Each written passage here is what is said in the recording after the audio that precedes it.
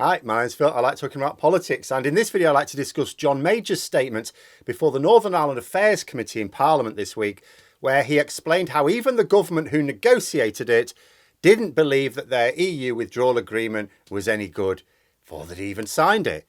But more interesting was his take on why it was a mistake for the UK to leave the EU.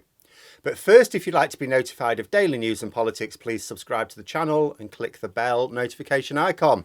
So, John Major, the last Tory Prime Minister who made any attempts to govern, really, was discussing Brexit in the context of, well, the Northern Ireland Protocol, but our relationship with Ireland as well. He ridiculed the fact that the withdrawal agreement was such a bad piece of negotiating that the UK government thought it was rubbish before they even signed it. He cited the fact that ministers are now trying to claim that the Northern Ireland Protocol was agreed on the basis that it would be reformed later on. Well, John Major couldn't suppress a laugh as he said this must be the first agreement in recorded history signed by people who'd already decided that it was useless. But another person poking holes in the flimsy facade of the Tory Brexit is not especially newsworthy these days. Even most members of the public can see that it's been a disaster now. What I did find interesting were the reasons he laid out for supporting the UK's membership of the EU, which are not really my own, or at least not the same focus. I do agree with them. John Major said that he is often painted as a Europhile because he negotiated the Maastricht Treaty and, of course, campaigned to remain. But he insisted that what he is like a practical European was the phrase he used. You may say he's claiming to be what some Tories, sitting Tory MPs, called being pragmatic Remainers during the Brexit process. You know, people who do have objections to some of the way the EU works. Some of them, even the whole concept of the EU itself, but they feel that the UK is better served inside than outside. Now, my personal feeling about the EU is humanity just always does better working together. But getting people to work together on a massive scale of, say, a nation or a continent, especially a world, incredibly difficult. No one's really cracked it. We only really evolved to manage tribal relationship, I suppose. Interactions with people we knew. Anyone else we came across as we were developing as a species wanted to club us over the head and steal our coconuts. So we banded together because there's strength in unity. But more recently in human history, of course, we've banded together in ever greater numbers until whole societies were set up. But people still wanted to steal our coconuts. Of course, these days, instead of clubbing us over the head, they become like politicians, editors, or hedge fund managers. But where a body like the EU works so well is it represents so many interests. You compare and contrast with what we have now. We have a Conservative Party that doesn't even represent all Conservative interests. It represents a very narrow, very right-wing set of interests. Not even the whole of the right wing these days. And it certainly doesn't represent interests across the political spectrum or across society. But with the EU, it has to, can't work otherwise. There is no narrow interest block in the EU that is powerful enough to get its own way against everything else. So the EU is also highly motivated to deliver on those interests because ultimately the EU derives its political power from its economic might, the single market.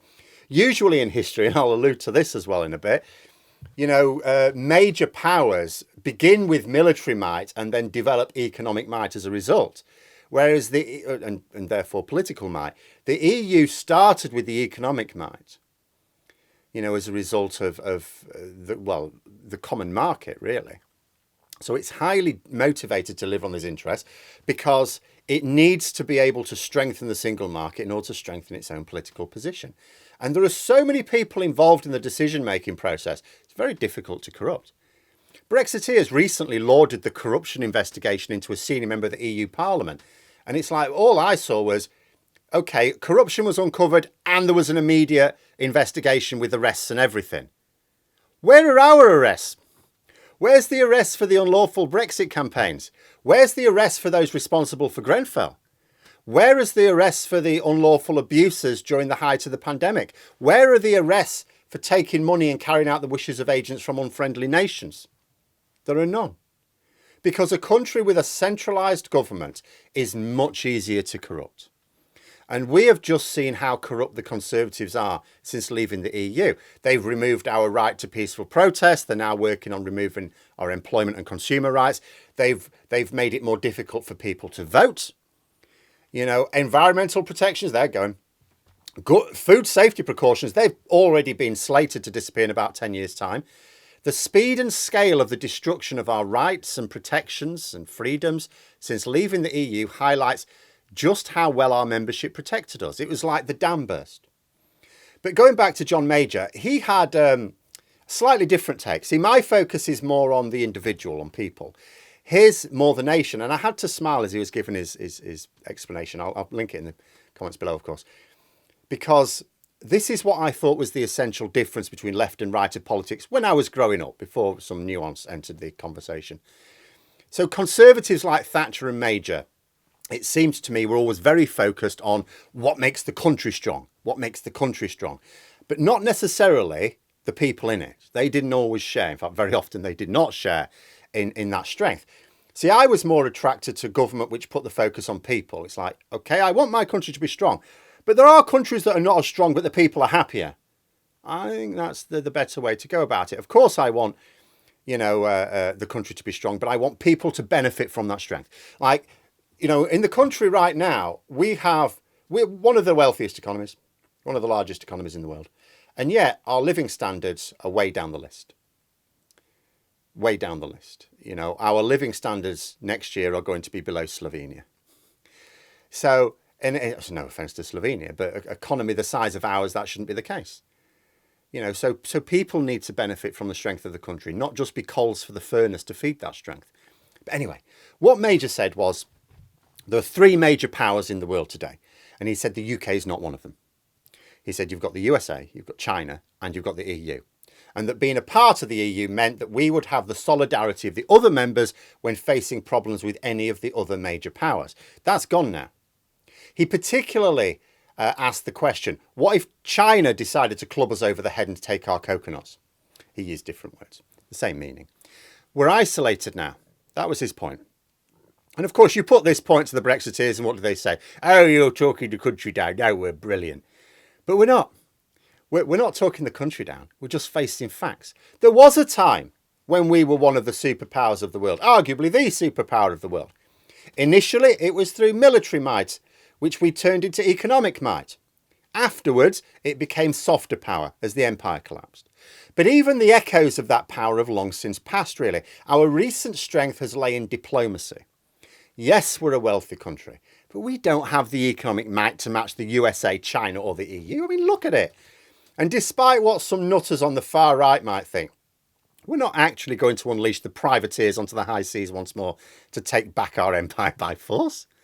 Our influence all of my life has been derived from diplomacy. But Brexit has thrown even that soft power into the fire. We have exited from the EU, losing our seat at the table of one of the three genuine powers of the world. Whenever our government has anything to do or say on international matters these days, it's a message of conflict. Like you look at the right-wing commentators, and that includes in the Conservative Party, that includes from Conservative MPs, and it's full of how we should stand up to China, we should stand up to Biden, we should stand up to the EU. Oh, we should stand up to Russia now as well, even though they're not going to give the money back. We're supposed to be leaving the Council of Europe next. I mean, we're not going to, don't worry about that. But that's what they want next. The only other European country that's outside that group is Belarus, one of Putin's favourite puppet states. And Major also pointed out some hypocrisy in the Brexit argument as well, on the subject of sovereignty. Yeah, but what our sovereignty, didn't it? He said everyone sacrifices some sovereignty for the greater good of their country. He pointed out we sacrifice military sovereignty by being part of NATO. Brexiteers don't complain about that. That's a sacrifice of sovereignty. And his point's well made. He said, yes, you sacrifice some economic and political sovereignty with being part of the EU, but the overall benefit is greater. And you cannot argue with that now. Because as a result of taking back our economic sovereignty, our economy is smaller. As a result of taking back our political sovereignty, our politics is broken too. So, has there ever been such a disconnect between a government and its people while still being a democracy? And this is where my focus on people makes it even more tragic, because we didn't really increase our economic sovereignty. It's not, from the point of view of someone who focuses on the country, yes, we increased our economic sovereignty, but our economy shrunk because it has to. Because the economic sovereignty, so to speak, it's like a feed for a greater return. But I don't see that at all, because people didn't gain economic sovereignty. The Tories did. We, the people, didn't. We didn't get any more economic power, did we? Same with political sovereignty. It was all about more powers for the Tories. Nobody else has seen an increase in their political sovereignty. I haven't, have you? I used to be able to vote for people to represent me in the European Parliament. This is where the rules that govern our trade are decided. I can't now vote for a representative. And those rules still govern our trade. It's like, oh, we don't have to follow those rules now. Yes, we do. Of course we do. If we want to trade, we follow EU rules. Whether we're inside or outside the EU or any of their structures. That is even trading for other countries, it's just the gold standard. But especially exporting to the EU, of course we have to follow their rules still. We still accept their rules. We always will, because we have to, because we cannot survive if we don't sell. The difference is that we used to decide those rules and now we don't. But it doesn't really matter if the focus is on what's best for the country or what's best for its people, or even what's best for humanity as a whole. Everyone has lost, was Major's argument. And regardless of what our particular motivations for wanting to be part of the EU are, I think that's right. There was a time when we could say, well, Putin won, didn't he? I don't think he even did.